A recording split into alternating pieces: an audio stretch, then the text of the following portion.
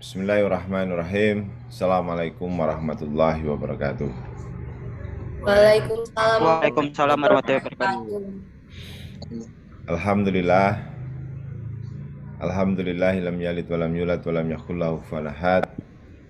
Asyhadu an la ilaha illallah wa asyhadu anna Muhammadan abduhu wa rasuluh.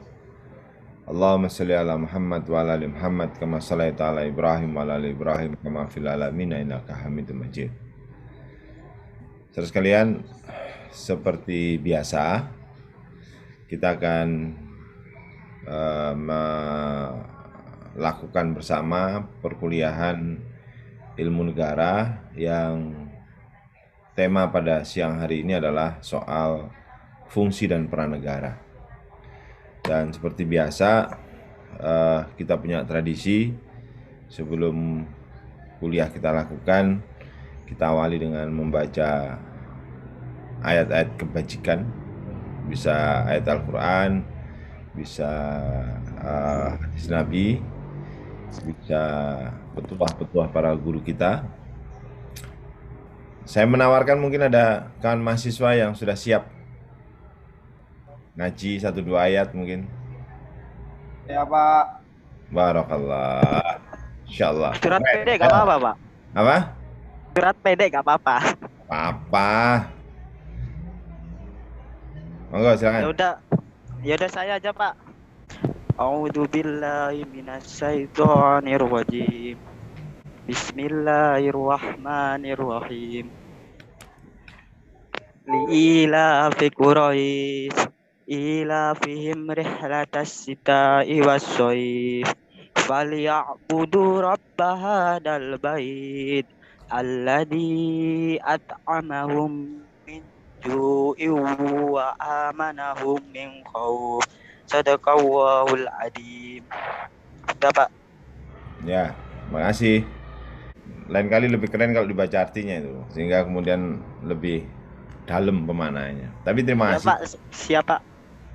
Tadi kita diingatkan dengan sebuah surat yang mengingatkan bahwa dimanapun kita berada, kita diperintahkan untuk menyembah Allah, Zat yang maha mengendalikan kita semua, Zat yang tempat kita bergantung, Allahus Somad, Allah yang mengendalikan kita sekalian.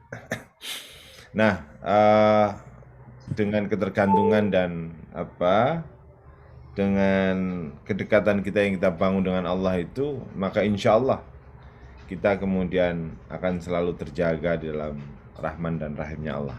Amin amin ya rabbal alamin. Nah, saudara sekalian, kita akan mulai pembelajaran kita soal peran dan fungsi negara. Saya izin share screen untuk melancarkan pembahasan perkuliahan kita. Kawan-kawan sekalian,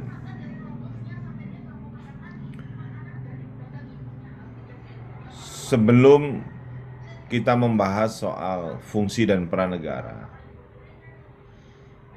kita seringkali tertarik untuk diingatkan, negara itu kan bisa berfungsi dan berperan itu dalam rangka menjalankan tugasnya. Apa tugasnya? Ya tugasnya untuk mencapai tujuan negara. Jadi ketika sebuah negara diikhtiari untuk merdeka, seperti ketika kemudian Indonesia merdeka, atau mungkin kita mengenal dulu sebelum Indonesia merdeka kita punya kerajaan-kerajaan mulai dari Panjalu, Singosari, Kadiri, Mojopahit, Mataram. Semua negara-negara itu merdeka dengan sebuah tujuan yang dimaktubkan atau disampaikan oleh para pendiri negaranya. Dengan tujuan itulah yang menjadi spirit. Sepanjang pemerintahan itu ada, maka seluruh energi bangsa dan negara itu dikerahkan untuk bisa mewujudkan tujuan negara itu. Dan untuk mencapai, tadi saya sebutkan, tujuan negara misalkan kesejahteraan kan variabelnya banyak kan. Ya untuk sejahtera itu misalkan ya kalau kita menganut teorinya Maslow ada kebutuhan primer, sekunder, tersier itu yang kemudian harus terpenuhi. Yang itu kemudian memang bertahap. Bicara soal itu nanti uraiannya menjadi panjang. Kebutuhan pokok kalau di dalam pemerintahan disebut dengan tugas-tugas wajib dan tugas-tugas tambahan itu semuanya termaktub. Tetapi sebenarnya semua energi bangsa itu digunakan untuk mendorong agar negara ini bisa memberikan kesejahteraan pada warganya. Dan kesejahteraan itu sekali lagi relatif lengkap mulai dari bagaimana sandang pangan papannya ada, orang bisa menjangkau sandang pangan papan itu dengan baik. Bagaimana negara itu bisa menjalankan tugas dan fungsinya sehingga dia bisa melindungi warga bangsanya. Sehingga negaranya tidak diacak-acak dan tidak dijajah oleh negara lain. Negara itu bisa berfungsi mengamankan negara sehingga kemudian aset-aset negaranya itu kemudian tidak diserang atau diambil oleh negara-negara lain. Negara itu bisa menjalankan tugas dan fungsinya, memaksimalkan peran-peran agar hal-hal yang kira-kira potensi bisa digunakan untuk kesejahteraan masyarakat bisa dikembangkan dengan baik. Contoh detailnya kemudian perlu ada penjabaran dan transparansi yang sangat luas di semua bidang. Yang kalau kemudian kita runut dari struktur pemerintahan, presiden sebagai kepala pemerintahan, narasinya bisa begini. Rakyat memberikan mandat kepada presiden. Jadi rakyat memberikan mandat kepada presiden. Untuk apa? Untuk mewujudkan cita-cita negara agar negara merdeka. Dan dalam rangka mewujudkan cita-cita merdeka itu, presiden diberi segala kewenangan pemerintahan untuk menjalankan pemerintahan ini agar cita-cita negara bisa diwujudkan. Maka presiden pertama kemudian membentuk pembantu-pembantunya yang namanya menteri-menteri. Ada 30-an menteri dibentuk. Presiden kemudian juga mendapatkan mandat melalui penetapan APBN, undang-undang tentang APBN, untuk menggunakan uang negara yang hari ini jumlahnya 2.800-an triliun untuk diatur, dibagi dalam konteks membangun kesejahteraan untuk mencapai tujuan negara itu. Untuk pertahanan bagaimana, untuk urusan dalam negeri bagaimana, untuk urusan luar negeri berkomunikasi dan membangun hubungan-hubungan bilateral bagaimana, untuk urusan pertanian bagaimana, koperasi bagaimana, perdagangan bagaimana. Negara dengan segala fasilitasnya itu kemudian dikelola oleh presiden untuk bisa menjalankan tugas dan fungsinya itu. Sehingga saudara-saudara sekalian, apapun yang menjadi teori sumber kelahiran sebuah bangsa itu, secara umum negara itu dihadirkan untuk mampu mencapai tujuan-tujuan itu. Jadi negara dengan segala teori asal mulanya itu berkewajiban untuk hadir menjalankan tugas dan fungsinya agar apa? Agar negara ini kemudian bisa mencapai tujuannya. Tujuannya apa? Secara umum kesejahteraan. Nah, makna negara yang sejahtera itu kemudian tentu tafsirnya panjang dan beraneka. Negara itu dikatakan merdeka kalau rakyatnya sandang pangan papannya tercukupi. Negara itu dikatakan sejahtera kalau kemudian pertahanan negaranya terjamin. Negara itu bisa dikatakan sejahtera kalau kemudian kehidupan warganya dalam bidang pendidikan bisa berjalan dengan baik. negara itu dikatakan sejahtera kalau kemudian seluruh fungsi-fungsi yang dibutuhkan masyarakat itu bisa disediakan oleh negara. Jadi runtutannya menjadi panjang.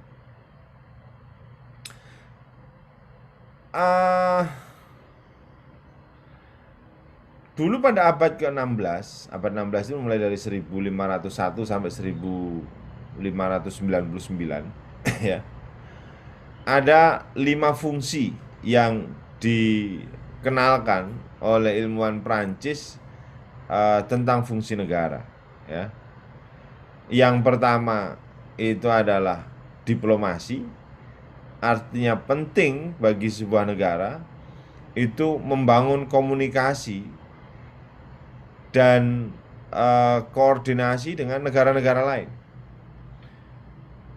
Negara penting untuk kemudian membangun hubungan-hubungan diplomatik dengan negara-negara agar kemudian mampu memfasilitasi, melindungi segenap warga bangsanya dimanapun dia berada di seluruh dunia itu dengan jalan membangun komunikasi dan hubungan-hubungan birokrasi, hubungan-hubungan diplomasi. Tanpa peran-peran itu negara tidak bisa. Dan negara juga kemudian bisa terbantu, bisa menjalankan tugasan fungsi ekonominya, misalkan bisa melakukan ekspor impor, perdagangan antar negara, terus kemudian saling tukar sumber daya alam yang dimiliki. Itu bisa dilakukan kalau kemudian negara bisa menjalankan tugas diplomasi dengan baik. Kita ini misalkan kan ada pepatah itu, 1000 kawan masih kurang, 1 musuh itu sudah berlebihan. Dalam konteks birokrasi negara, dalam konteks diplomasi negara, kita sering mengambil falsafah itu, sehingga kemudian kita bersahabat dan berteman dengan negara-negara umum secara umum, kecuali dengan negara-negara yang secara ideologi itu mengganggu ketahanan bangsa secara umum. Kemudian yang kedua adalah pertahanan. Jadi negara itu harus mampu menjaga ketahanan negerinya. Kadang-kadang karena fungsi diplomasi dan ketahanan yang tidak sinkron ini, seringkali negara itu kemudian gagal melakukan pelindungan terhadap warganya. Contohnya ada beberapa negara yang dikup sama negara lain, atau negara yang dibombardir oleh negara lain karena kegagalan diplomasi dan komunikasi antar negaranya, atau negara yang secara ekonomi itu kemudian misalkan di Timur Tengah sana itu kemudian tidak bisa menjual salah satu sumber energi negara terbesar, minyak misalkan, itu ke negara-negara lain karena diembargo, karena peran-peran diplomasi dan pertahanan yang tidak bisa dijalankan. Nah, sehingga saudara sekalian, memang kalau bicara soal fungsi negara untuk mensejahterakan masyarakat, kalimatnya cuma satu. Tetapi turunan daripada peran dan fungsi itu menjadi sangat banyak sesuai dengan bidang, sesuai dengan job, sesuai dengan kriteria yang dimiliki oleh masing-masing aparatur negara atau masing-masing lembaga negara. Negara juga kemudian punya fungsi untuk keuangan. Ini masih pendapat ilmuwan Perancis itu ya. Di bidang keuangan, apa pentingnya dan bagaimana negara kemudian menjalankan fungsi dan peran dalam bidang keuangan? Negara yang tidak mampu membangun stabilitas perencanaan pembangunan, sehingga perencanaan pembangunannya tidak baik, dia selalu tidak mampu mendatangkan sumber-sumber keuangan negara untuk membiayai negara itu, sehingga kemudian negaranya selalu defisit, selalu ada kekurangan anggaran, maka itu berakibat pada buruknya citra kelembagaan keuangan yang dimiliki negara itu. Jadi misalkan kalau kita penataan kebijakan ekonominya jelek, mata uang kita juga nilainya rendah di mata warga bangsa dunia yang lain. Dan kalau mata uang kita rendah, kita bisa bayangkan kita membangun korelasi hubungan apapun itu kemudian harga-harga barang kita dihargai dengan sangat rendah itu. Contoh misalkan kita punya produksi karet, itu kemudian soal kebutuhannya yang menentukan luar negeri, soal harganya yang menentukan luar negeri, soal jumlah pasokan yang bisa masuk dan keluar yang menentukan luar negeri, sehingga kita ini punya barang, kita punya bahan untuk dieksplor, tapi karena kita tidak memiliki kemampuan untuk membangun sebuah komunikasi dan kesetaraan di dalam membangun iklim bisnis itu, maka kemudian bukan segala ya, banyak potensi yang kita miliki itu kemudian tidak dieksplor dengan baik. Contoh misalkan contoh lain kan, di bidang pertambangan misalkan, kita punya banyak sekali potensi-potensi pertambangan yang sebenarnya itu kemudian digunakan atau diperlukan oleh banyak warga dunia yang lain. Tapi karena kita tidak bisa memaksimalkan, ya kita tidak bisa menjadikan itu sebagai potensi kesejahteraan warga. Saya pernah misalkan dalam dialog dengan beberapa pembesar di Eropa begitu, kita termangu-mangu misalkan karena minyak atsiri itu minyak yang dihasilkan dari penyulingan, ya, kita ada minyak nilam atau apa itu, kemudian atau ada bunga, aneka bunga melati, bunga rusuk, itu disuling dan hasil sulingannya itu namanya minyak atsiri. Minyak atsiri kita itu adalah minyak atsiri terbaik dan terbanyak di dunia. Karena kalau rimbunan begitu kita kaya lah. Mungkin teman-teman mungkin sudah pernah yang rumahnya di desa kan tahu nilam atau dilem itu kan. Itu kita terkaya di dunia. Tapi untuk bisa dipasokkan ke negara-negara yang membutuhkan, misalkan Prancis yang sangat membutuhkan untuk parfum, atau negara-negara Eropa yang untuk kebutuhan-kebutuhan yang lain, itu mereka belinya kepada pedagang-pedagang di Singapura. Sehingga kita ini kalau mau jual nilam itu sementara itu karena sudah soal slot kebijakan, terus kemudian soal negosiasi macam-macam sudah diselesaikan Singapura, maka orang-orang Eropa itu semuanya pokoknya belinya ke Singapura. Baru Singapura belinya ke Indonesia. Nah, harga di Indonesia itu ditekan habis-habisan, terserah apa kata orang-orang Singapura. Kalau kemudian mereka suatu saat beli dengan agak banyak dan kemudian di stok, maka kemudian harga di sini dihancurkan. Sambil dihancurkan mereka beli lagi, begitu seterusnya, maka kemudian yang mendapatkan keuntungan negara kecil yang tidak punya produksi apa-apa tapi punya kecerdasan seperti Singapura. Inilah salah satu gambaran saudara sekalian bahwa memang tugas dan peran negara itu begitu kompleks, termasuk kadang-kadang pada urusan-urusan yang sangat sederhana, misalkan soal kesehatan ya. Terus kemudian yang selanjutnya itu di bidang keuangan. Penting kita menjaga postur keuangan agar kemudian keuangan kita menjadi bagus. Saya punya penggalan kisah misalkan dulu ketika sebelum kita merdeka itu kita dijajah oleh pemerintah Jepang. Dan pemerintah Jepang memaksa kita menggunakan mata uang yen sebagai mata uang negara yang di bawah kekuasaan Jepang. Maka seluruh Indonesia berlakulah yen. Memang ada beberapa simpanan mata uang golden dari Belanda memang masih ada, tapi mayoritas kemudian diganti dengan yen.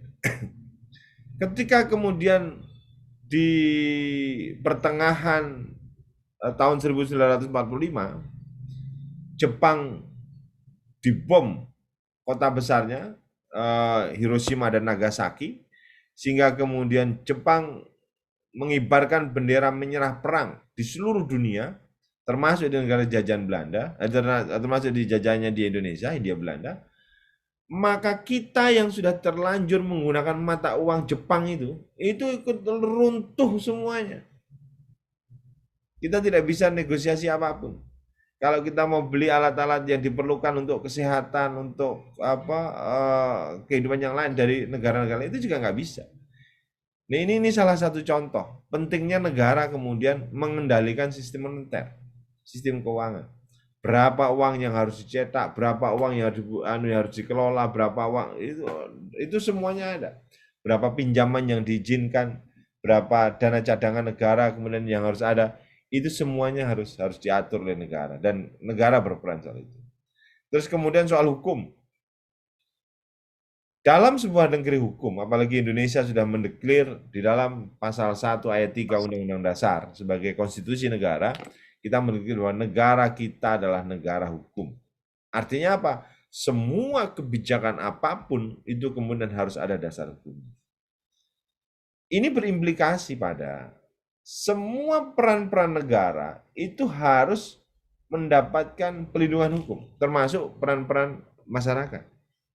Ketika negara tidak bisa melindungi warga bangsanya dalam konteks pelindungan hukum, maka akan menimbulkan distrust, ketidakpercayaan. Ketidakpercayaan itu bisa berimplikasi pada banyak hal.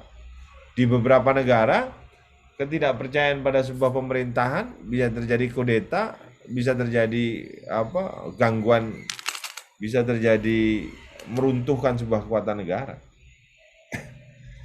Inilah gambaran betapa kemudian hukum harus ditegakkan.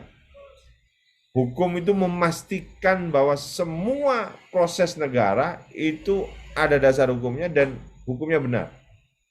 Dan runutannya benar. Kita punya hukum tentang penyusunan undang-undang itu, kalau nggak salah Undang-Undang nomor 11 tahun 2012 itu kan sudah ada patokannya kan, ada undang-undang dasar yang mengayomi, ada undang-undang, ada perpu, ada peraturan pemerintah yang semuanya tidak boleh lepas dari pokoknya. Apa pokoknya? Tujuan negara yang termaktub di dalam Undang-Undang Dasar Negara 1945. Jadi semuanya harus terikat dalam sebuah komitmen-komitmen kebangsaan, termasuk di dalam konteks penegakan hukum dan keadilan. Dan yang terakhir tentu saja keamanan serta ketertiban masyarakat. Untuk bisa menjadi aman dan tertib, negara diberikan seperangkat kebutuhannya agar kemudian bisa menjalankan tugas dan fungsinya untuk menjalankan peran-peran itu. Dan untuk itu negara diberi ruang, diberi amanat untuk bisa mengelola sumber daya negara, yaitu keuangan negara. Bayangkan, presiden itu diberi kewenangan, mandat oleh negara, oleh rakyat sebagai kepala pemerintah dan kepala negara, mengendalikan 2.800 triliun rupiah.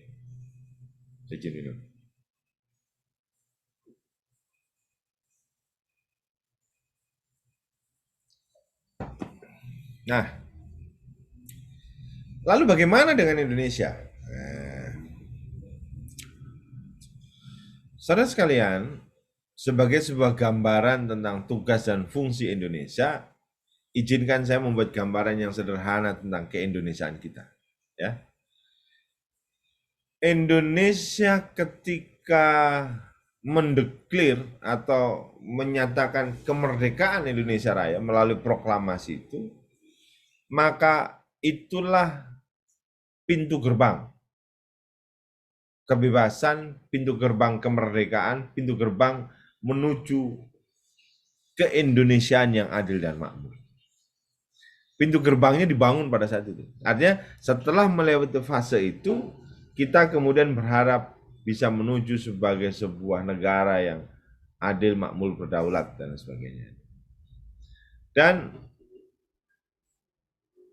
dalam rangka meramu, meracik, merangkum semua spirit kebangsaan yang kita miliki, mengapa kok Indonesia merdeka, itu cantuman dan rangkumannya di dalam proklamasi kemerdekaan dan konstitusi negara kita, Undang-Undang Dasar Negara 1945. Mengapa ada di dua itu? Yang pertama, ketika kemudian di dalam teks proklamasi, kami atas nama bangsa Indonesia dengan ini menyatakan kemerdekaan. Ya. Pernyataan kemerdekaan yang dideklarasikan atas nama bangsa Indonesia itu adalah sebuah pernyataan konsensus kebangsaan bahwa mulai saat itu ada negara yang namanya Indonesia. Sebelum deklarasi itu, sebelum ada proklamasi itu, maka warga bangsa yang menamakan dirinya Indonesia tidak bisa membuat sebuah sistem pemerintahan dan tidak bisa membangun hubungan-hubungan bilateral, tidak bisa membangun tugas dan fungsi sebagai negara, tidak bisa. Tidak bisa. Bahkan ketika kemudian dia di bawah jajahan Belanda atau di bawah jajahan Jepang, maka yang berkuasa adalah justru orang-orang Belanda dan orang-orang Jepang. Tetapi ketika kemudian ada proklamasi kemerdekaan, kami atas nama bangsa Indonesia dengan ini menyatakan kemerdekaan. Itu maka kemudian mulai saat itu berlakulah sebuah tatanan baru di mana lahir sebuah bangsa yang bangsa ini kemudian bisa mengorganisir dirinya untuk mencapai tujuan-tujuan bangsanya. Jadi melalui deklarasi proklamasi itu kita menyatakan kalau kita Indonesia merdeka, dan setelah Indonesia merdeka maka kita mengatur diri kita untuk apa? Agar kita bisa mencapai tujuan negara. Dengan segala keterbatasan yang kita miliki pada saat itu, ingat pada saat itu kan namanya aja baru proklamasi kan tahun 45. Listrik belum ada di mana-mana, jalan raya belum ada di mana-mana, struktur pemerintahan belum ada di mana-mana. Ya, tetapi kan bisa dimulai. Nah, yang ini tidak bisa dilakukan sebelum ada deklarasi kemerdekaan. Dengan adanya deklarasi itu maka kemudian bisa dimulai menata sebuah pemerintahan. Diawali dari hal-hal sederhana. Jadi pada malam itu maka kemudian ditetapkan, penetapannya adalah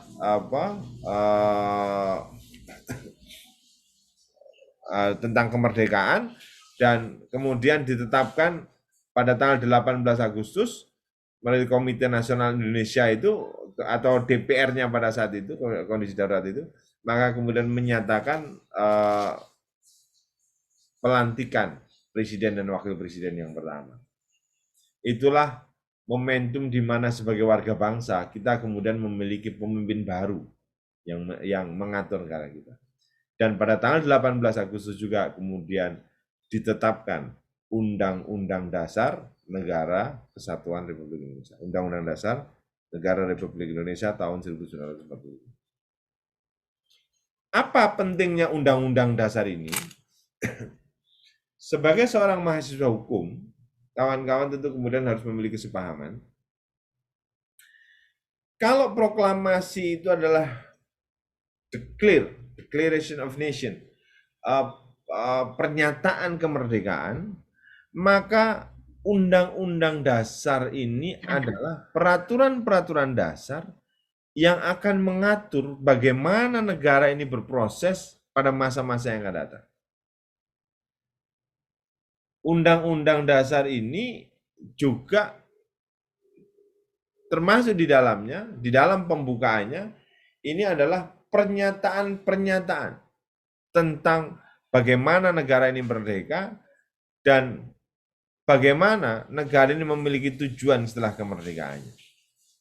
Jadi tujuan kemerdekaan Indonesia itu dimulai dari penetapan, kalau tadi deklarasi itu adalah proses pembentukannya, nah terus kemudian proses penataan dan segala halnya itu ada di dalam Undang-Undang Dasar. Kita baca ya, pertama ya, pembukaan.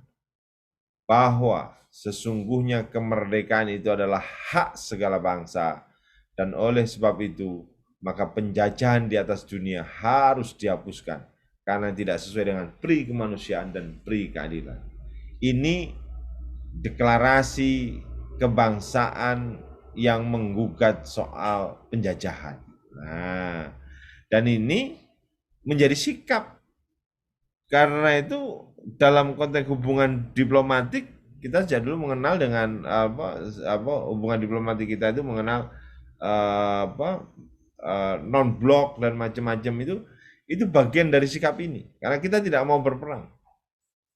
Kita tidak mau ada penjajahan. Karena penjajahan itu kita declare harus dihapuskan. Dan kemudian pernyataan dan perjuangan pergerakan kemerdekaan Indonesia telah sampailah pada saat yang berbahagia. Dengan selamat sentosa mengantarkan rakyat Indonesia ke depan pintu gerbang kemerdekaan negara Indonesia. Jadi siapa yang diantar? Yang diantar adalah rakyat Indonesia.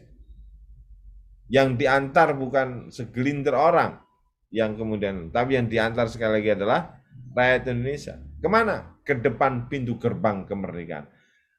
Di mana rakyat sebelumnya? Ya, sebelumnya kan dijajah, tidak berdaya, tidak berkuasa, tidak bisa berbuat apa-apa. Ya, Indonesia mengantarkan rakyat Indonesia ke depan pintu gerbang kemerdekaan. Indonesia yang merdeka, bersatu, berdaulat, adil dan makmur. Nah, ini deklarasi pertama soal tujuan bangsa dan merdekanya. Jadi kita ini merdeka, dalam kemerdekaan kita menganut persatuan, sebuah kedaulatan negara yang bersatu, tujuannya adil dan makmur. Nah, terus kemudian ada pernyataan religiusitas bahwa atas berkat rahmat Allah yang Maha Kuasa dan dengan didorong oleh keinginan luhur supaya berkehidupan kebangsaan yang bebas, maka rakyat Indonesia menyatakan dengan ini kemerdekaannya. Nah, terus pada paragraf 4 di situ dimasukkan soal dua dasar kenegaraan yang sangat kuat. Yang pertama adalah tujuan bernegara, yang kedua adalah soal dasar bernegaranya.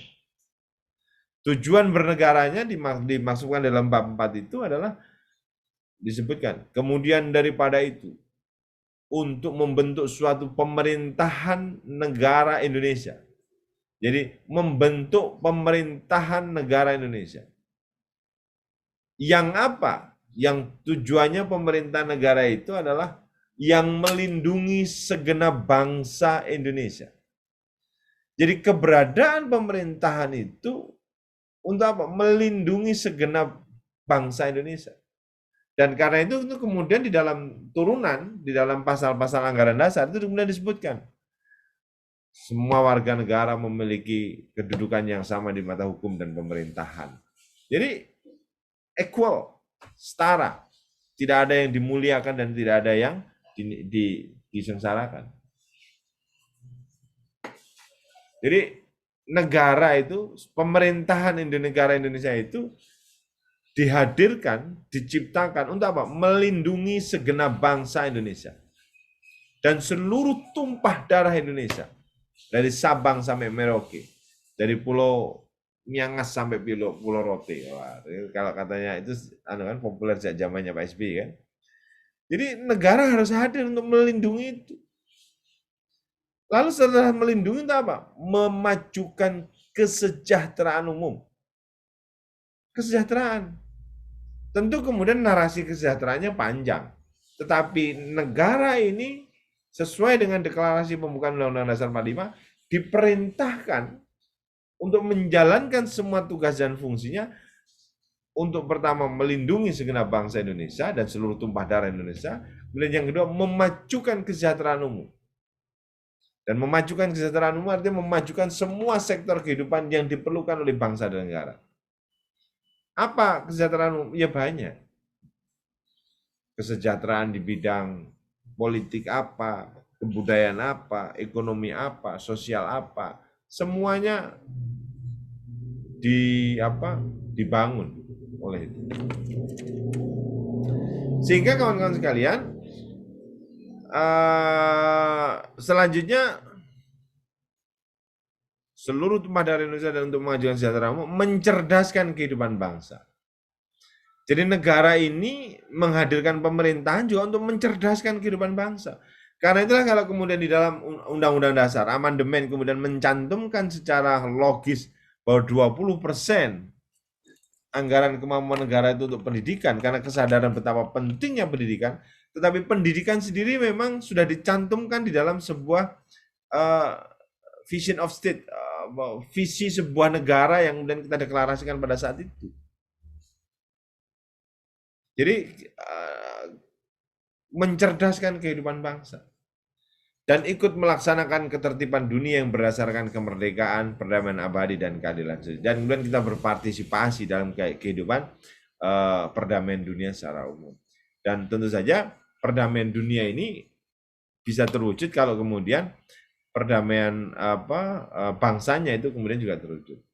Maka disusunlah kemerdekaan Indonesia dalam suatu undang-undang dasar yang terbentuk dalam suatu susunan negara Republik Indonesia berdaulat, berkedaulatan dan berdasar kepada. Baru kemudian ini berdasar kepada, artinya ada dasar sebuah sistem pemerintahan yang kita sebut dengan Pancasila itu. Ya, yang kita sebut dengan Pancasila itu. Ketuhanan yang Maha Esa, kemanusiaan yang adil dan beradab, persatuan Indonesia dan seterusnya. Jadi saudara sekalian, kembali pada fungsi dan peran negara, negara itu dihadirkan untuk bisa mengelola negaranya, pemerintah itu dihadirkan untuk bisa mengelola negaranya untuk mencapai tujuan negara. Tujuan negara itu biasanya termaktub di dalam deklarasi atau di dalam pernyataan kemerdekaan bangsanya. Pernyataan kebangsaan itu kalau di Indonesia itu ada di dalam pembukaan Undang-Undang Dasar. Dan biasanya itu kemudian ada di dalam Undang-Undang Dasar atau orang sering menyebut dengan tadi saya sebut dengan apa? Loh, ini kok tiba-tiba blank satu ingatan. Konstitusi negara, astagfirullahaladzim. Ya, konstitusi negara. Jadi konstitusi negara itu sebagai panduan dasar kita bernegara, dan karena itu maka negara ini harus bisa menjalankan tugas dan fungsinya sesuai dengan ketentuan-ketentuan di dalam Undang-Undang Dasar. Undang-Undang Dasar itu kemudian akan menjiwai undang-undang sesuai dengan pembidangan undang-undang masing-masing. Tetapi undang-undang ini juga tidak boleh berbeda dari apa yang telah diatur di dalam Undang-Undang Dasar. Sehingga semuanya runtutan jelas. Nanti pun demikian. Ketika kemudian di bawahnya itu ada peraturan pemerintah. Peraturan pemerintah itu bertugas untuk menjelaskan secara lebih teknis aturan-aturan yang telah ditetapkan di dalam undang-undang. Artinya apa?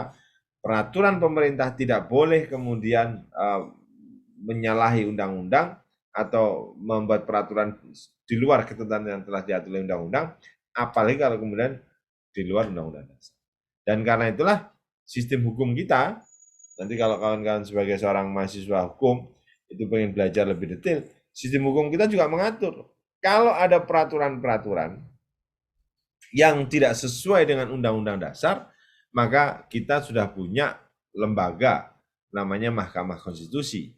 Mahkamah Konstitusi itu salah satu tugasnya adalah menguji undang-undang atas undang-undang dasar. Apa maknanya? Kalau ada undang-undang yang ternyata berbeda dengan narasi yang termaktub di dalam undang-undang, maka kita punya lembaga namanya Mahkamah Konstitusi, dan putusan Mahkamah Konstitusi itu final and binding, final dan mengikat, tidak lagi kemudian digoda-goda. Jadi kalau ada saudara sekalian menemukan ada naskah undang-undang yang ternyata berbeda dari apapun yang telah ditetapkan oleh Undang-Undang Dasar, maka kemudian bisa diujikan.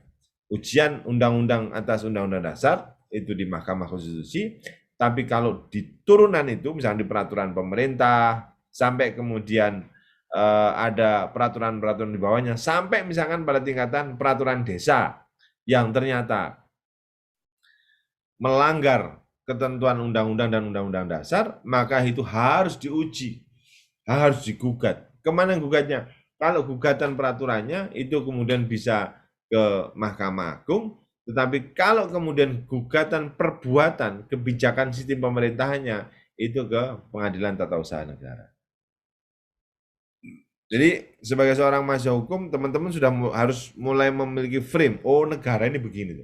Jadi negara ini lahir untuk menjalankan tugas dan fungsi dan perannya untuk apa? Mensejahterakan warganya. Sesuai dengan peran yang tadi saya sampaikan, ada peran melindungi, memakmurkan dan macam-macam.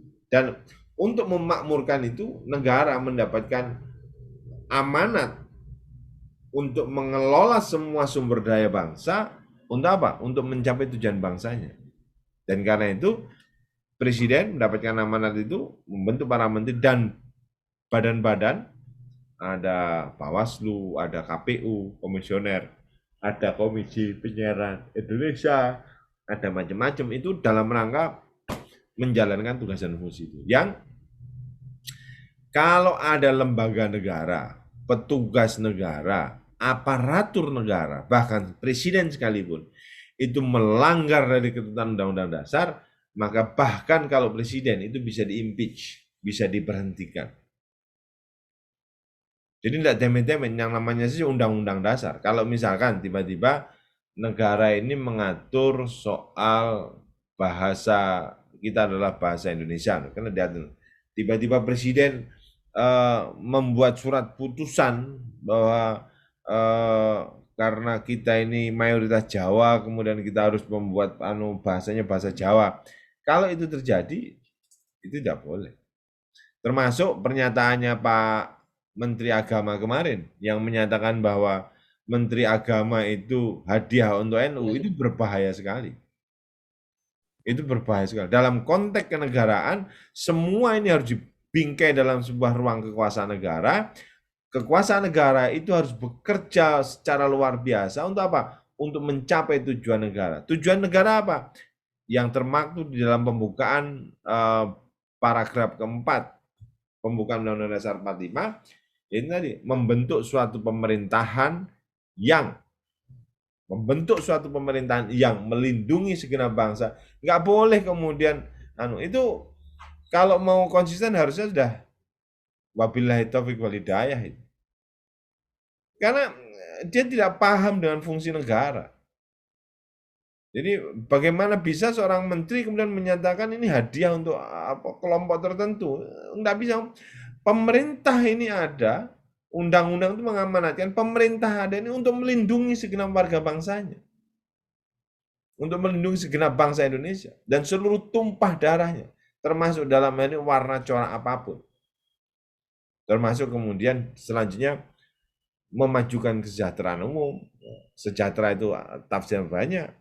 Mencerdaskan kehidupan bangsa dan ikut melaksanakan ketertiban dunia. Inilah saya kira pesan kebangsaan yang dimiliki Indonesia dalam rangka menjalankan tugas dan peran itu. Dan pemerintah itu harus menjalankan tugas itu dengan baik. Ya.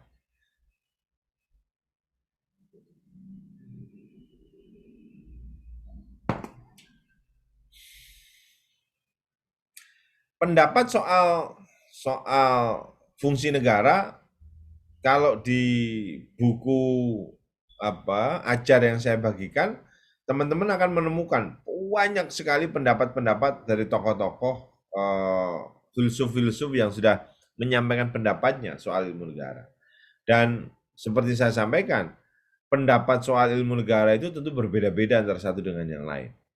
Satu pendapat ilmu satu tokoh itu kadang-kadang bisa berbeda 2 atau 3 pendapat. Tergantung moodnya, tergantung sudut pandangnya, tergantung bagaimana dia bersikap, dan tergantung bagaimana suasana pada saat itu. Karena itu kalau ada 2 tokoh hukum, itu kemudian bisa memunculkan 5 pendapat hukum. Kalau 3 filosof yang kemudian hadir, bisa menimbulkan 100 pandangan-pandangan yang berbeda. Bisa saja. Ini arti kiasannya begitulah, ya. Nah, fungsi pemerintahan ada 4 yang paling penting. Yang pertama, memberikan pelayanan, meliputi pelayanan publik, pelayanan sipil yang mengedepankan kesejahteraan, pelayanan yang dilakukan pemerintah pusat mencakup masalah luar negeri, peradilan, keuangan, agama, pertahanan, dan keamanan. Sedangkan di luar itu ada distribution of power, distribusi kekuasaan, sehingga sebagian dijalankan oleh pemerintah daerah. Tapi fungsinya melayani ini juga tidak lepas dari fungsi kesejahteraan. Melayani untuk dapat kepastian hukum, melayani untuk dapat menjalankan tugas dan fungsi yang sama di dalam undang-undang, melayani untuk dapat keadilan yang sama, melayani untuk mendapat tugas dan fungsi yang wakil rakyat dan lain sebagainya, bisa dijalankan. Nah.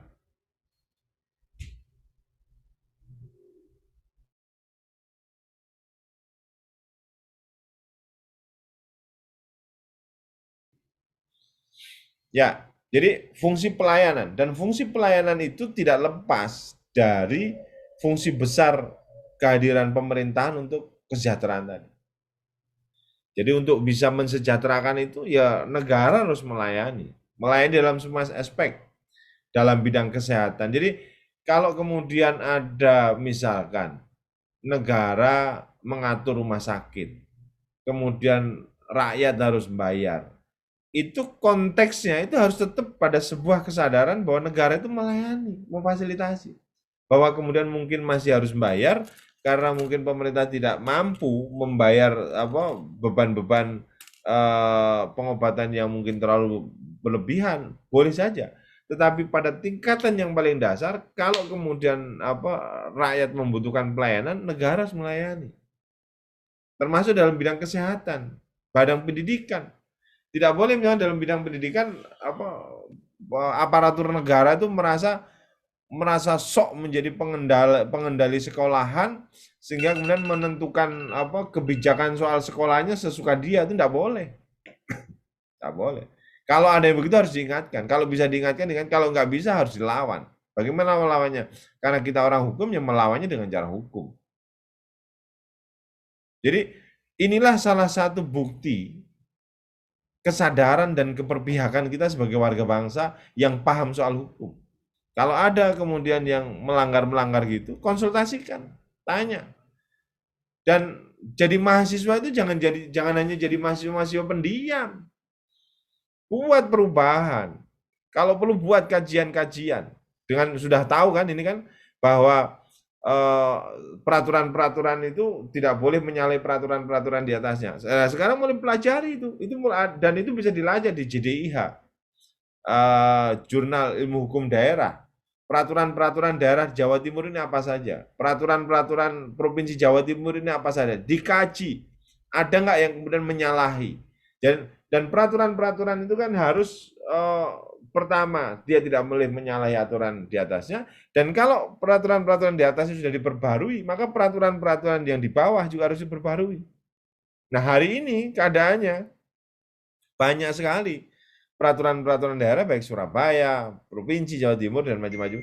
Itu yang kemudian peraturan di atasnya sudah mengamanatkan ada perubahan undang-undang, tapi di bawahnya belum. Sehingga kadang-kadang peraturan di bawah itu kemudian masih tidak sesuai dengan undang-undang. Nah, sebagai mahasiswa hukum, ajukan dong sebuah gerakan.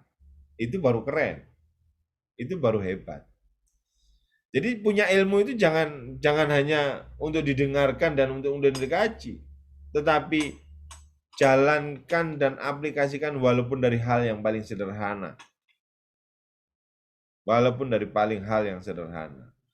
Ya, kalau toh misalnya saya kemarin diskusi dengan kawan-kawan kakak-kakak kalian semua, saya dorong. Jadi pembelajaran hukum itu seringkali harus disadari sebagai pemantik kreativitas hukum. Kreativitas memahami ilmu hukum. Kalau berharap dari sekolah hukum tok kemudian berharap menjadi tokoh hukum, berat. Harus ada kreativitas. Salah satu tantangan sekarang yang ada itu adalah mahasiswa harus memiliki keterampilan-keterampilan hukum. Dan keterampilan-keterampilan hukum itu bisa dibangun melalui sebuah ikhtiar, pelatihan-pelatihan, melalui sebuah ikhtiar praktek-praktek secara langsung.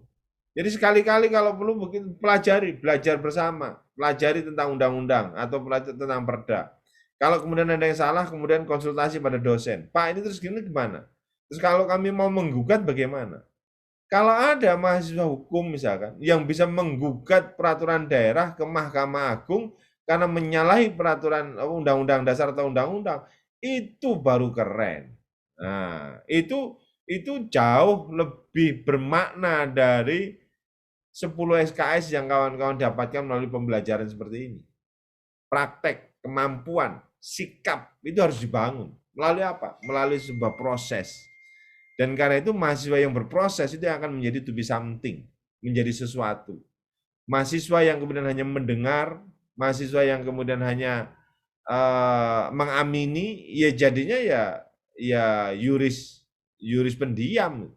Tapi kalau kemudian selalu ditanamkan kreativitas di dalam kesadarannya, ditanamkan kemampuan untuk berolah, bergerak secara progresif, maka dia akan bisa melihat apa yang dibutuhkan oleh peradabannya, dan dia akan tahu bagaimana dia harus bersikap dengan semua itu. Dan itulah mahasiswa Fakultas Hukum.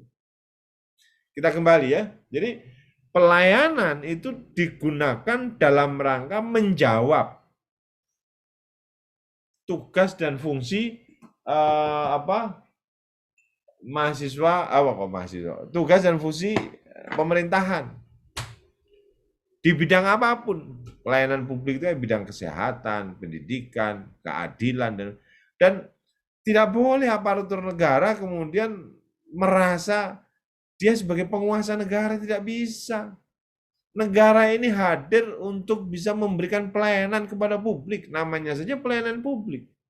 Karena itu orang-orang yang duduk di lembaga pelayanan itu harus memiliki kesadaran bahwa dia melayani publik. Siapa publik itu? Rakyat.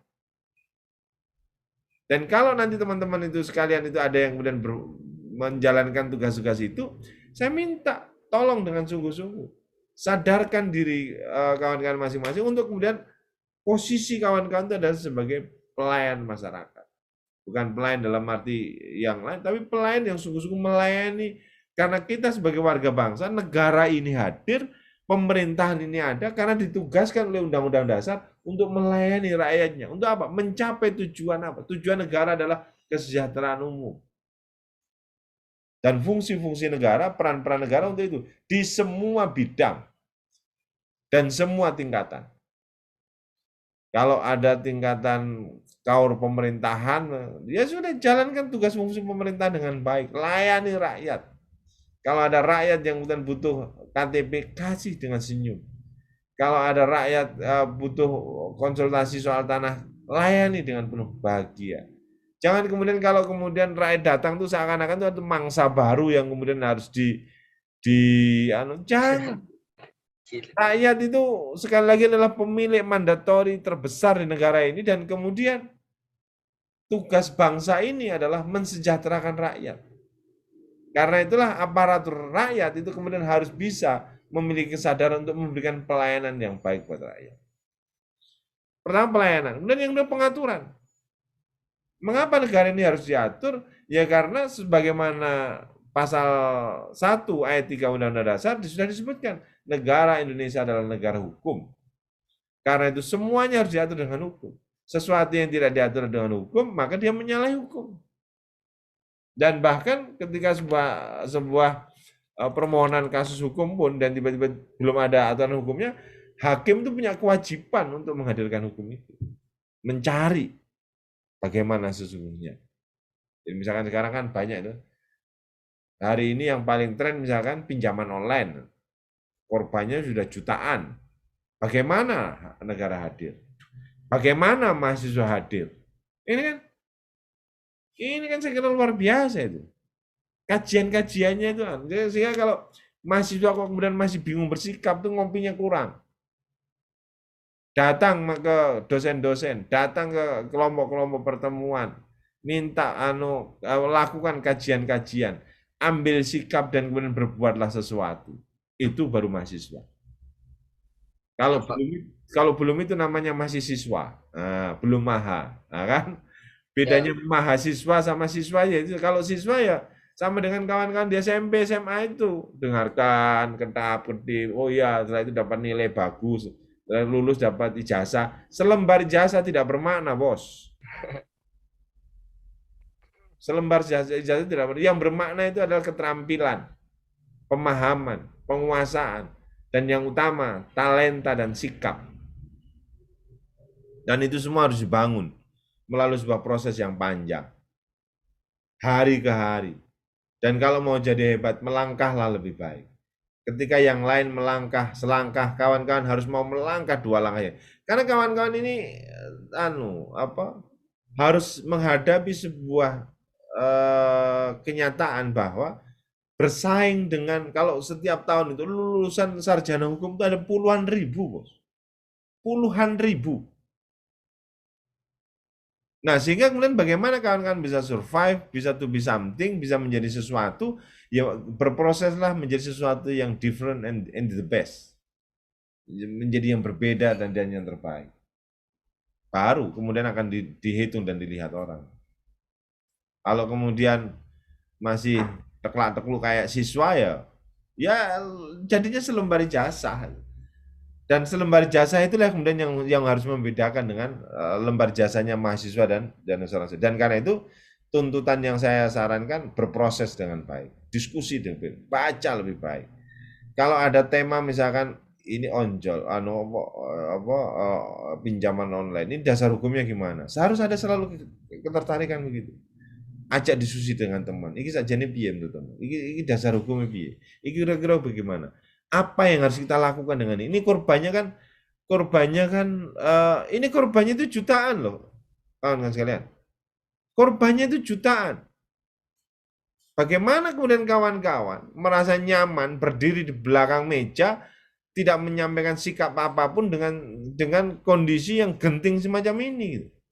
Di sisi lain kalau kemudian ada korban 1-2 orang saja, kawan-kawan berdiri dengan gagah di atas truk sangat heroik untuk menyampaikan keadilan.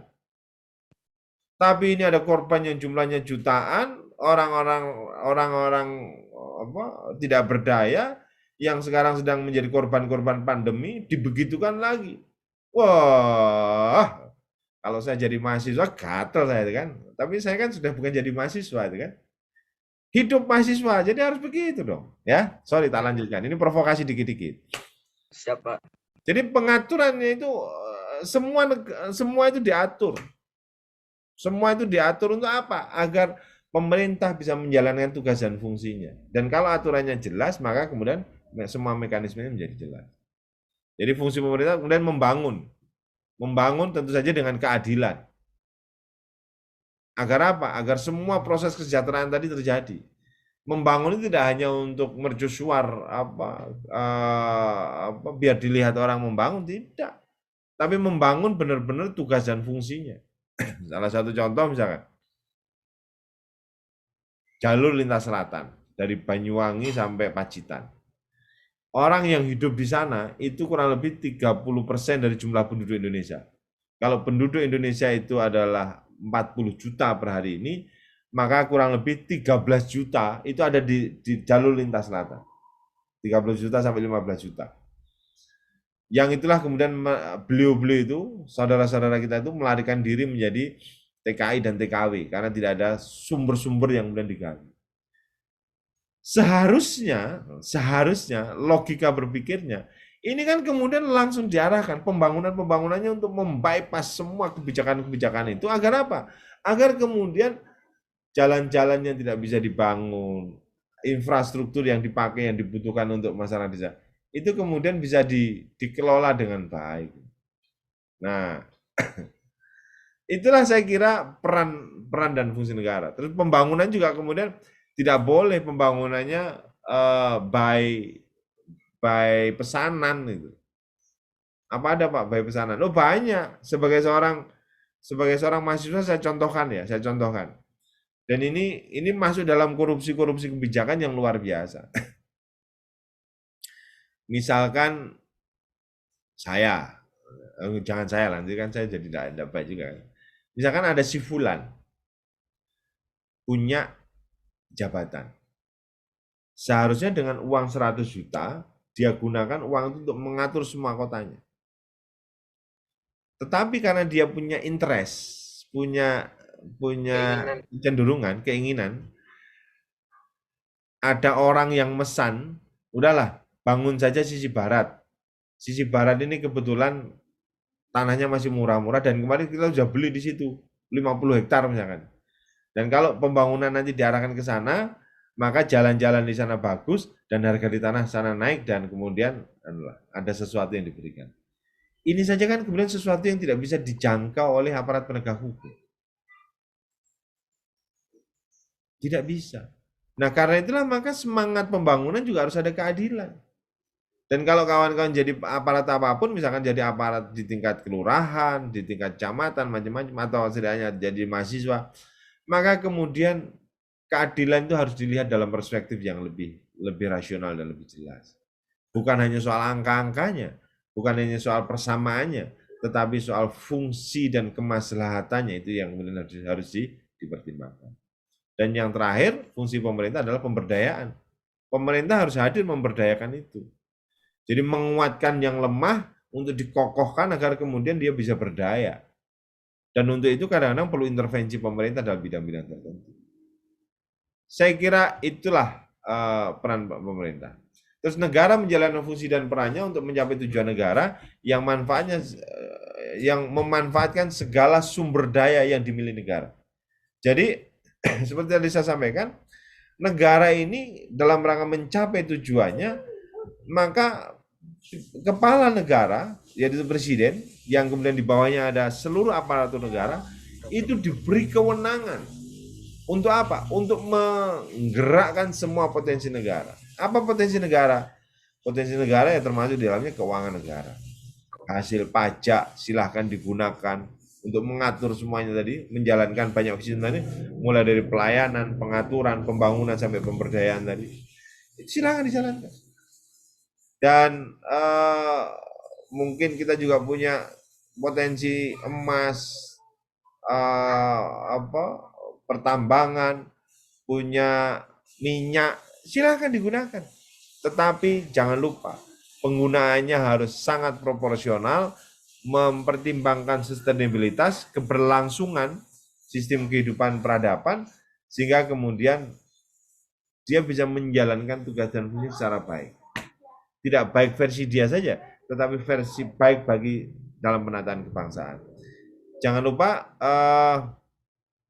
negara ini kan punya sebuah perencanaan jangka panjang. Kita punya undang-undang nomor, saya lupa nomornya, tapi kalau salah tahun 2005 itu. Nomor 5 tahun 2000 tentang perencanaan pembangunan. Nanti kita lihat bersama. Itu menggariskan bahwa kita ini punya perencanaan pembangunan jangka panjang, punya perencanaan pembangunan jangka menengah, punya perencanaan jangka pendek. Nah, perencanaan pembangunan jangka panjang itu selama 25 tahun. Jadi kita punya satu visi panjang selama 25 tahun yang akan datang. Itu kita mencanangkan Indonesia mau apa. Kalau hari ini kita kenal dengan ada istilah Indonesia emas dan lain sebagainya. Nah, semua progres pembangunan itu tujuan besarnya itu termaktub di dalam deklarasi kemerdekaan dan undang-undang dasar itu. Nah, tahapan-tahapannya ada tahapan jangka panjang, jangka menengah, jangka pendek, dan itu kemudian harus dilalui. Sehingga pemerintah itu tidak seenaknya sendiri untuk menjalankan itu. Dia harus menjalankan itu sesuai dengan peraturan perundangan yang ada. Karena negara kita negara hukum. Bahwa dia punya visi misi atau punya untuk kepala daerah ya atau presiden ya, itu boleh saja karena itu kemudian dimasukkan di dalam perencanaan jangka menengah sebuah pembangunan kawasan atau wilayah atau negara. Tapi semuanya itu harus tetap tautannya adalah undang-undang. Tidak boleh tidak daripada itu, ya. Pemerintah yang mendapatkan legitimasi rakyat melalui pemilu mendapatkan mandat untuk merepresentasikan seluruh kekuasaan negara untuk memanfaatkan segala sumber daya yang ada dengan berdasar pada undang-undang yang berlaku untuk mencapai tujuan negara. Terus, tahapan pembangunan untuk mencapai fungsi dengan peran negara, ada perencanaan pembangunan, terus kemudian menjalankan program pembangunan, melakukan laporan pertanggungjawaban dan membuat perencanaan lanjutan. Ini bagian dari siklus. Artinya pemerintahan itu dia ada sistemnya, ada, dan itu semua sudah diatur oleh undang-undang. Dia harus bagaimana. Bahwa dia punya keterampilan, kecerdasan dan punya kebijakan khusus boleh, tapi dia tidak boleh lepas dari undang-undang yang berlaku. Perencanaan bangunan misalkan ya, contoh kemarin sempat ramai itu ketika misalkan soal pemerintah pusat punya kebijakan membuat jalan tol Jakarta sampai Banyuwangi itu, dan itu sekarang udah jalan. Nah, dulu waktu itu sempat geger karena Bu Risma tidak mau jalan tol masuk Surabaya. Wah, jadilah perdebatan. Nah, dalam konstruksi ini harus diingatkan, pemerintah daerah itu adalah bagian dari pemerintah pusat. Menjadi bagian dari keindonesiaan. Tidak boleh kemudian, oh aku Raisa, oh Raisa. Ya Raisa, tapi kan ini kan negara. Dan ini nanti bisa mendapatkan apa? Bisa mendapatkan punishment dari negara juga kalau kemudian ada yang begitu tapi terus-menerus dan apa kebablasan. Jadi pemerintah terus membuat perencanaan. Perencanaan tadi saya sudah sampaikan. Kita punya undang-undang soal perencanaan pembangunan. Ada perencanaan jangka panjang, jangka menengah, jangka daerah. Dan semua proses pembangunan harus simultan. Nasionalnya diatur sedemikian, aturan yang ada dalam perencanaan provinsi tidak boleh berlawanan dengan apa yang sudah diatur oleh perencanaan tingkat pembangunan pusat.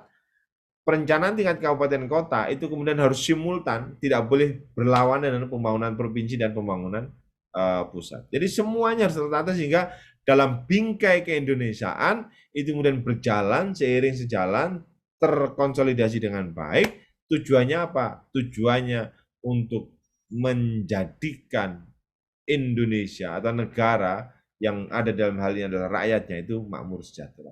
Itulah fungsi negara yang kemudian bisa kita jalankan. Dan untuk menjalankan fungsi dan itu biasanya ada pembagian tugas. Saya kira tadi saya sudah sampaikan. Saya kira itu, saudara sekalian, paparan saya soal apa fungsi dan peran negara. Saya persilahkan mungkin ada beberapa kawan yang bertanya tentang paparan ini. Jika ada,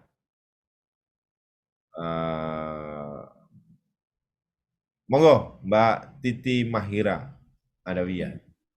Ya, Assalamualaikum Pak. Perkenalkan sebelumnya nama saya Titi Mahira. Ya. Saya mau tanya, yang tentang tadi kan dijelasin ya, kalau misalnya 5 fungsi negara salah satunya adalah keuangan. Nah, beberapa waktu yang lalu saya membaca berita, itu tuh mengatakan soal ini Pak, apa peraturan tentang pertambangan itu loh Pak, yang soal timah. Nah, yang pabriknya yang ada di Gresik. Nah, itu kan sekarang kan Indonesia memutuskan kalau misalnya kita mau mengimpor timah itu tadi nggak langsung diimpor secara mentah-mentah, diolah dulu gitu kan. Jokowi mintanya seperti itu, ekspor yang saya baca. Ekspor ekspor Pak, kan mengeluarkan. Iya impor. Terus setelah itu berita yang kedua yang saya baca baru banget yang kedua ini yang tentang ini energi yang ada di Singapura yang tentang gas itu Pak. Kan Singapura 60% gasnya kan dari Indonesia toh. Nah, sekarang Indonesia menarik apa itu namanya 60% gas tersebut dan sekarang Singapura kayak lagi kacau gitu kan Pak tentang itu. Nah, di sini saya punya pertanyaan gitu loh Pak. Kenapa kita nggak melakukan hal ini dari dulu? Kenapa baru kita lakukan sekarang? Kalau misalnya coba kita bayangkan ya Pak, kalau misalnya kita lakukan dari dulu, mungkin negara kita ini sudah bisa jadi negara adikuasa seperti Amerika gitu Pak. Kalau nggak gitu Cina. Terus yang lucunya lagi ketika kita mau mengembangkan potensi kita, pihak PBB ini kayak mau menjatuhi kita hukuman gitu loh Pak. Kenapa harus seperti itu gitu loh Pak? Kayak seolah-olah kita nggak apa ya, we don't have kayak keadilan gitu loh Pak. Kenapa gitu loh. Terus habis itu pertanyaan kedua saya, Bapaknya tadi memprovokasi kita seperti yang Bapak bilang, nggak maksudnya menyampaikan untuk agar kita bisa lebih apa ya Pak, lebih jadi mahasiswa yang bisa menyampaikan dan berbuat sesuatu untuk negeri kita gitu kan Pak, dengan berbuat aksi itu tadi. Nah tapi kan seperti yang terjadi di UI, kasus mahasiswa UI yang ketika mereka bersuara, terus habis itu akhirnya mereka di itu sama rektornya, apa sih namanya? Pokoknya kayak dihukum gitulah sama rektornya itu kan Pak. Nah gimana sih Pak caranya kita punya keberanian buat melawan tirani-tirani yang sebenarnya kita itu dikungkung sama tirani-tirani yang ada gitu loh Pak. Udah itu aja. Makasih. Yap. Terima kasih Mbak Titi Mahira Adawiyah pertanyaannya. Pertama soal ekspor impor, pengelolaan sumber daya kekayaan alam untuk kesejahteraan negara. Sebenarnya kalau kemudian itu ditarik dalam bingkai Undang-Undang Dasar dan kemerdekaan Indonesia, terus kemudian pembukaan Undang-Undang Dasar, termasuk di dalamnya ada Undang-Undang Dasar, itu kan sudah jelas disampaikan bahwa seluruh kekayaan alam Indonesia ini kan untuk kemakmuran rakyat Indonesia secara menyeluruh. Itu sangat jelas dicantumkan di sana. Tetapi tadi ada pertanyaan menarik. Mengapa itu tidak dilakukan sejak dulu? Nah, inilah pentingnya memilih pemimpin.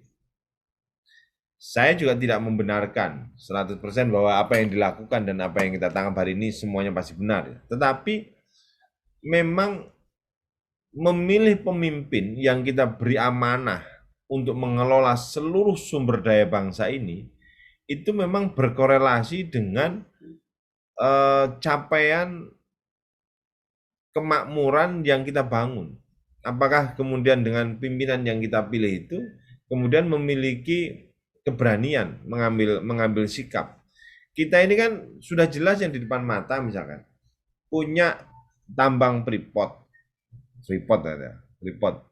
itu kalau kita lihat videonya itu yang mengalir ke Amerika itu bergunung-gunung es, bergunung-gunung emas, kan, bergunung-gunung emas. Tetapi untuk sekedar menghentikan saja, membuat perubahan kebijakan kontrak saja, itu rasanya berat. Dan mengapa itu terjadi? Karena ada kekuasaan yang lebih berkuasa daripada kekuasaan, yaitu harta tahta dan wanita yang kemudian mempengaruhi. Karena ada permainan dan permainannya tidak skala sederhana. Permainannya kalau levelnya nasional ya pemainnya multinasional. Dan yang ditawarkan tentu saja kemudian tidak angka jutaan dan miliaran rupiah. Kalau memang hasilnya beratus-ratus triliun, ya kan? Jadi ada ruang kekuasaan yang kadang-kadang tidak terlihat. Dan karena itulah penting bagi kita untuk memilih orang-orang yang memang kita percaya untuk bisa menata negara ini menjadi lebih baik. Kalau hari ini kita sambat begitu banyak perhatian pemerintah yang seakan-akan mengabaikan kita, saya sering menyampaikan itu tidak boleh kita protes, karena itu hasil pilihan kita. Kecuali kalau itu bukan hasil pilihan kita, itu pilihan warga negara Indonesia. Dan karena itulah maka penting sekali lagi menjadi penekanan kita dalam konteks peran dan fungsi negara, memilih pemimpin yang memiliki kapasitas, dan itu harus diukur rekam jejak dan jangkauan-jangkauannya, termasuk keberanian-keberanian. Nah, terkait dengan ekspor timah yang sekarang harus dibuat olahan, terus kemudian ekspor migas terhadap ini juga kita harus cermati. Kita juga jangan terbuai dengan bahasa-bahasa simbolik yang kesannya itu nampaknya menyelesaikan persoalan, tapi realitasnya masyarakat masih kesulitan. Jadi antara idealitas dan realitas harus kita baca dan kita pelajari dengan sungguh-sungguh. Tetapi memang idealnya ya begitu, dan bahkan itu kan menjadi narasi sejak awal, sejak dulu kan, misalkan soal ekspor migas, minyak dan gas. Ini kan coba bayangkan, Indonesia itu punya sumurnya, punya minyaknya, minyak mentahnya. Tapi karena kita tidak bisa mengolahnya kita kita kirimkan ke Singapura. Nanti setelah Singapura jadi bahan olahan minyak, itu kita beli lagi dari Singapura. Sehingga ini gimana gitu kan? Jadi apakah tidak bisa kita yang jumlahnya sejak zamannya Pak Rhoma Irama 120 juta, itu zaman Rhoma Irama kan, sekarang udah 250 juta, Bos. Apa tidak ada yang memiliki kemampuan soal itu? Siap. Nah, ini tantangan buat kita semua sebagai warga bangsa. Termasuk timah. Timah itu betul. Kita ini punya beberapa hasil tambang yang secara uniquely itu khas banget. Hanya ada di Indonesia. Bayangkan. Hanya ada di Indonesia, sebagaimana tadi saya sampaikan soal minyak atsiri. Tetapi karena soal kebijakan, soal permainan-permainan, ya contoh yang paling serem kan ada ekspor bibit udang yang yang akhirnya membuat Pak Menteri Kelautan kemarin masuk itu kan ketangkap KPK. Itu bayangkan bibit-bibit udang semacam itu hanya bisa tumbuh di daerah tropis seperti Indonesia. Bayangkan. Ini kan anugerah yang luar biasa kan. Baru kemudian setelah tumbuh diinjak punya daya tahan sekian itu baru kemudian bisa diekspor ke negara manapun agar mereka bisa tumbuh di negara-negara tujuan itu.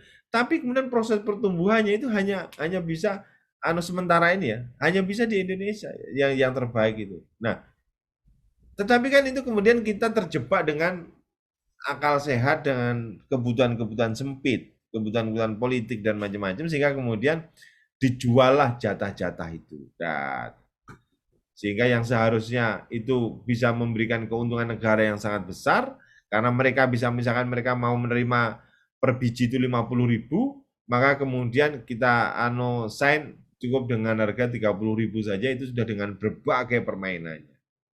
Ya kalau memang itu diteruskan dan tidak ada pembatasan ya, dan sebenarnya disitulah tadi saya jelaskan peran pemerintah untuk memberikan pengaturan.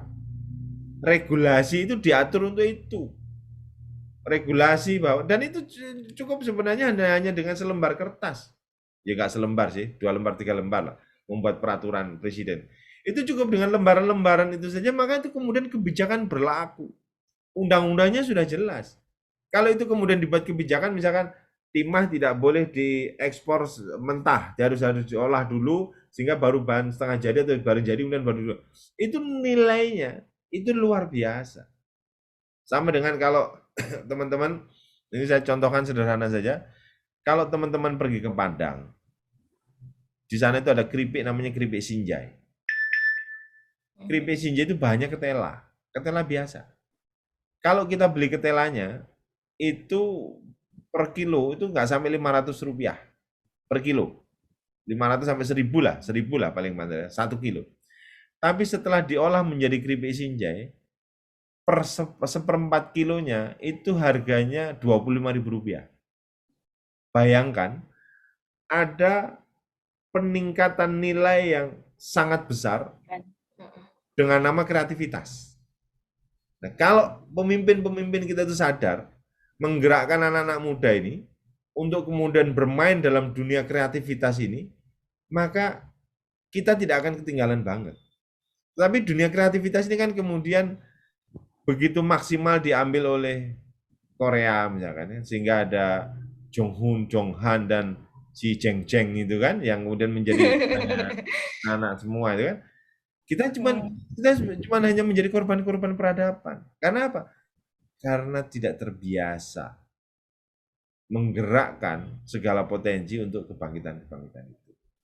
Pertanyaan pertama. Tadi ada pertanyaan, lupa itu gimana soal PBB macam-macam. Ya memang kadang-kadang kita ini kan terikat dengan traktat perjanjian-perjanjian internasional yang kemudian harus mengatur ini soal ini kapasitas ini. Nah, kalau itu kemudian bisa ditempuh melalui sebuah negosiasi karena itu penting menjalankan fungsi-fungsi fungsi-fungsi komunikasi luar negeri tadi dengan negara-negara luar. Penting. Dan prinsipnya sebenarnya ini kan ilmu kamanungsan. Kalau kita bisa berperan baik, menjalankan fungsi dengan baik, insya Allah tidak ada yang tidak bisa dilakukan. Tinggal tantangannya di kita. What can you do? Apa yang akan teman-teman lakukan? Gitu ya, Mbak Titi. Terima kasih pertanyaannya. Pertanyaan keduanya belum dijawab. Apa? Soal apa tadi? Lupa ya. Tadi kan apa tuh namanya kita disuruh buat berani gitu kan Pak. Sebagai mahasiswa kan kita... Terus melawan tirani-tirani kekuasaan yang benar-benar memukul itu gimana gitu Pak? Para pendiri bangsa kita itu sudah mengajarkan bahwa di dalam proses perjuangan kemerdekaan itu ada perjuangan dengan cara kooperatif dan non-kooperatif. Ada cara-cara dan itu tergantung pilihan, style. Ada pilihan style. Ada yang bergerak secara non-kooperatif, brak begitu, ya jadinya bisa saja menghasilkan sesuatu. Tapi ada juga dengan pola-pola kerjasama dengan pola-pola masuk ke dalam sistem kemudian bisa meraih yang terbaik. Itu juga bisa. Nah, kalau untuk kalian mahasiswa, selain kemudian melalui gerakan-gerakan gerakan-gerakan di jalan, teman-teman juga masih banyak itu. Misalkan membuat sesuatu yang keren aja, yang normatif itu banyak. Misalkan membuat gugatan atas penyalahgunaan undang-undang atas undang-undang dasar. Itu kalau undang-undang itu kawan-kawan kaji, itu banyak sekali itu yang kemudian, dan itu bisa kalau tidak bisa mengurai satu-satu, itu bisa berawal dari isu-isu media sosial. Tapi banyak kan isu-isu media sosial yang tidak ditindaklanjuti. Misalkan ini baru lahir undang-undang soal apa yang baru nih? Yang undang-undang baru ini, ini soal undang-undang kepemilikan data pribadi, soal undang-undang data pribadi. Dicermati apa kira-kira dari pokok itu, dan ketika kemudian diundangkan ternyata meleset, ajukan gugatan atas nama 5 mahasiswa Fakultas Hukum Universitas Muhammadiyah Surabaya. Ya di belakangnya tentu ada dosen-dosennya nanti. Oh, itu keren.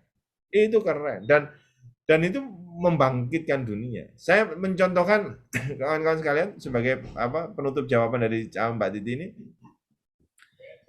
Muhammadiyah ini terkenal dengan gerakan jihad konstitusi. Remember that about this temanya kan keren sekali. Jihad konstitusi.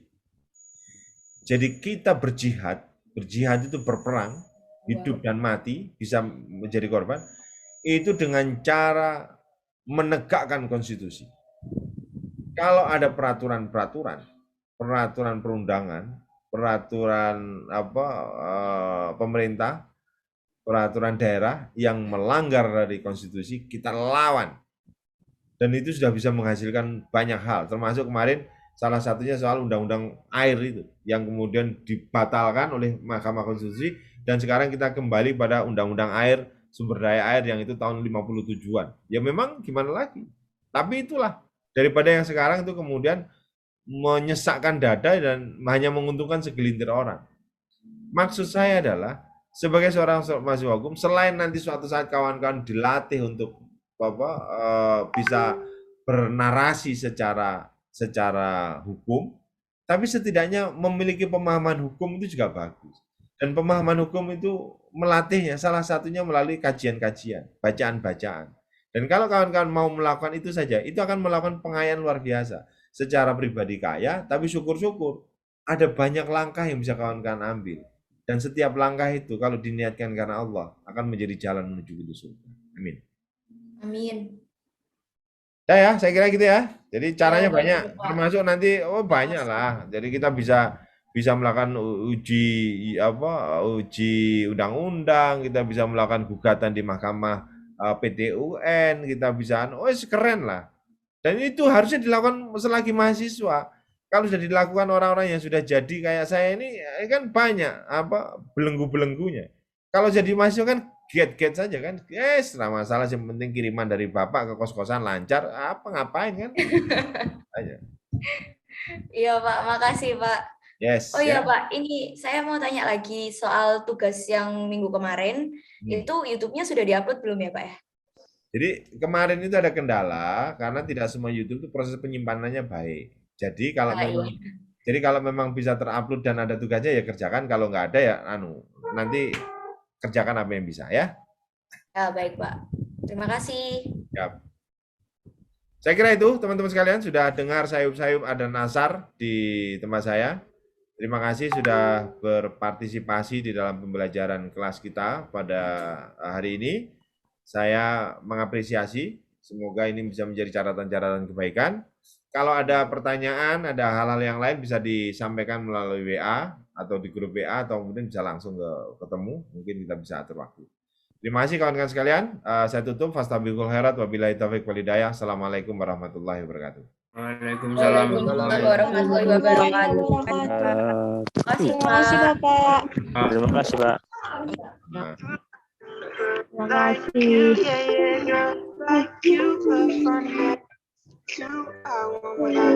Keren itu musiknya.